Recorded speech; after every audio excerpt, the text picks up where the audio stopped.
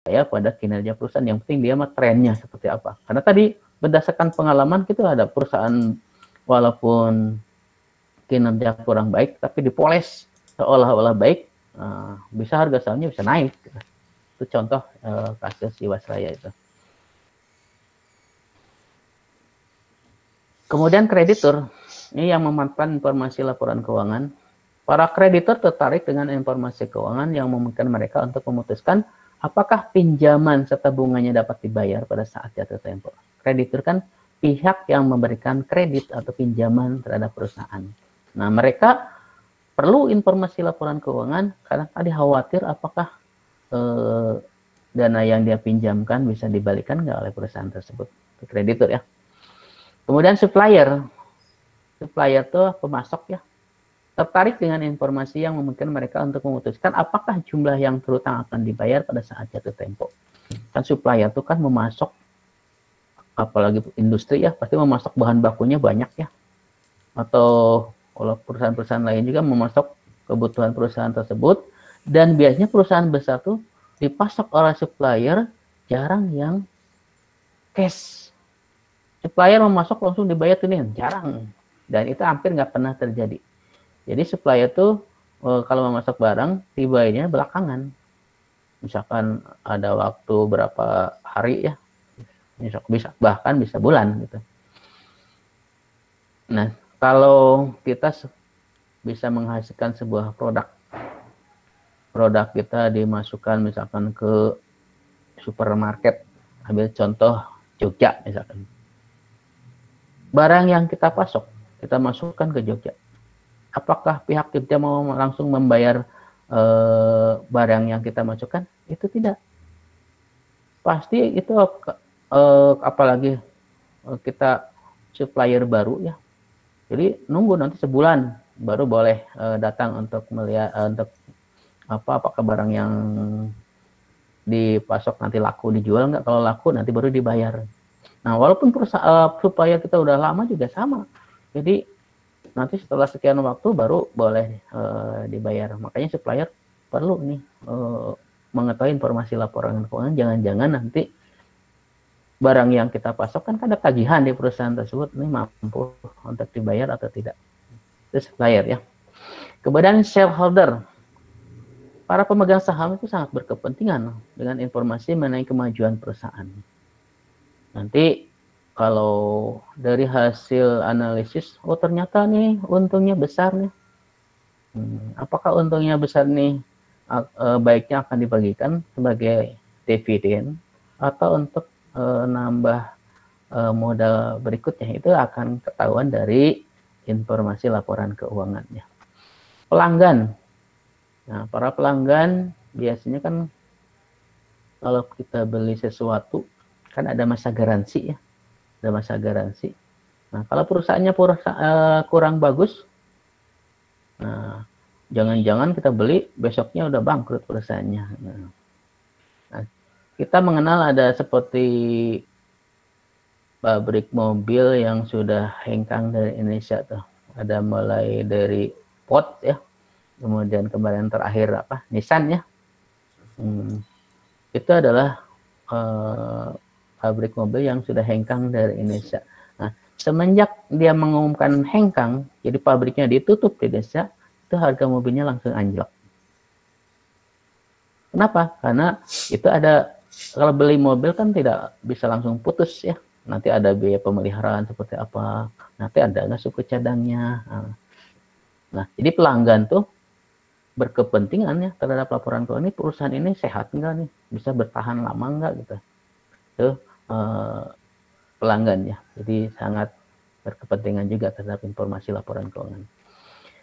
Berikutnya pemerintah itu sangat berkepentingan, selain ada kepentingan untuk memungut pajak, dia juga berkepentingan untuk memetakan menyusun statistik pendapatan nasional. Kan pendapatan nasional itu disusun dari salah satunya dari pendapatan yang dihasilkan oleh perusahaan-perusahaan. Kemudian terakhir, sebelum masyarakat ada karyawan dulu. Karyawan sangat berkepentingan ya. terhadap informasi ini berkaitan dengan gaji atau upah dia ya di perusahaan tersebut. Kalau ternyata perusahaan tersebut profitabilitasnya sedang baik, ternyata nggak naikkan gaji, maka karyawan juga berhak untuk menuntut ya. Tapi kalau ternyata profitabilitas perusahaan juga stabil, bahkan ya cenderung turun, maka tidak layak karyawan untuk menuntut gaji ke perusahaan. Masyarakat terakhir mempengaruhi ya, masyarakat itu mempengaruhi anggota masyarakat dalam berbagai cara ya perusahaan. Makanya kita suka mendengar ada istilah CSR ya. CSR. CSR ini adalah kepedulian dari perusahaan terhadap lingkungan sekitarnya. Walaupun untuk perusahaan-perusahaan tertentu bukan kepedulian saja, wajib sifatnya. Ada perusahaan tertentu yang sifatnya wajib untuk memberikan CSR. Nah, masyarakat juga berhak memperoleh informasi keuangan. Ini perusahaan ini untungnya besar, maju, tapi nggak peduli terhadap lingkungan.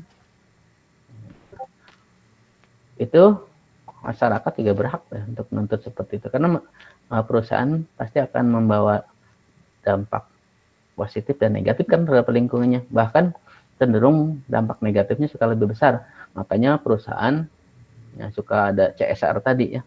Tapi kalau ternyata informasi keuangan perusahaan ini sedang kolap ya, masyarakat juga harus tahu diri lah, tidak usah banyak menuntut gitu ya. Lanjutkan, kita akan bahas dulu jenis laporan keuangan. Ada beberapa jenis ya laporan keuangan tuh.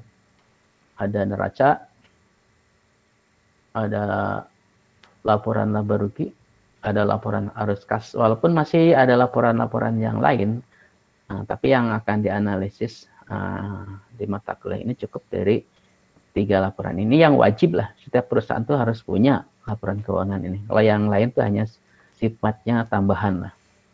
Ini contoh neraca ya. Di neraca ini ada nama perusahaannya, ini namanya Manggala Decoration. Contoh ya. Ini nama laporannya neraca, ini periodenya per 31 Desember 2010 ini. Jadi setiap laporan keuangan harus mengandung 3 unsur ini. Pertama, nama perusahaannya, yang kedua nama laporan keuangannya, yang ketiga periodenya. Penulisannya mau 3 baris seperti ini boleh, mau di 1 bariskan boleh, misalkan Manggala Decoration, neraca per 31 Desember 2010 boleh. Kalau teknik penulisan silakan. Yang penting harus mengandung 3 informasi ini. Di dalam neraca ada 3 unsur utama: harta, kewajiban, dan modal. Dulu waktu belajar persamaan akuntansi, harta itu sama dengan kewajiban ditambah modal. Harta juga ada 2 jenis, ada harta lancar, ada harta tetap. Kewajiban juga sebenarnya sama, ada kewajiban lancar atau utang lancar, ada utang tidak lancar atau utang jangka panjang. Kemudian modal. Ini kebetulan perusahaannya contohnya perusahaan perorangan. Ini modal Tuan Manggala. Nama perusahaannya Manggala, nama orang.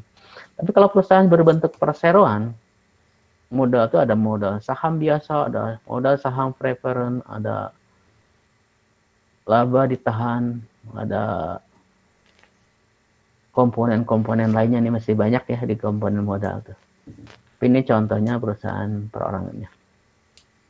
Yang kedua, jenis laporan yang kedua adalah income statement atau laporan laba rugi. Jadi kalau dari neraca menggambarkan posisi aset, utang dan modal selama periode tertentu ya. Sedangkan kalau laporan laba rugi itu menggambarkan tentang pendapatan dan beban serta laba atau rugi sebuah perusahaan selama periode tertentu. Jadi komponen dalam laporan laba rugi itu ada pendapatan, ada beban, ada laba atau rugi. Jenis yang ketiga namanya laporan arus kas, statement of cash flow ya. Laporan ini menjelaskan tentang lalu lintas arus kas masuk dan arus kas keluar. Arus kas masuk ada dari aktivitas operasi, ada dari aktivitas investasi, ada dari aktivitas pendanaan. Ini contoh laporan arus kas. Sama, ini harus mengandung 3 unsur, ada nama perusahaannya, nama laporannya, periodenya. Begitu juga tadi laba rugi ya, nama perusahaannya, nama laporannya, dan periodenya. Nah, kalau laporan keuangan tuh, kalau kita mau menganalisis laporan keuangan, ini ada asumsi dasar. Asumsi dasarnya, pertama dasarnya akrual. Akrual, yang kedua kelangsungan usaha. Apa dasar akrual? Dasar akrual ini mungkin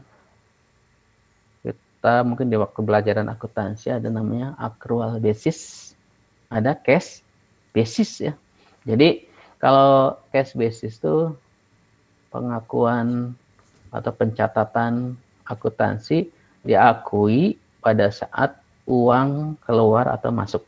Itu cash basis. Kalau accrual, walaupun uang belum masuk, kalau sudah terjadi transaksi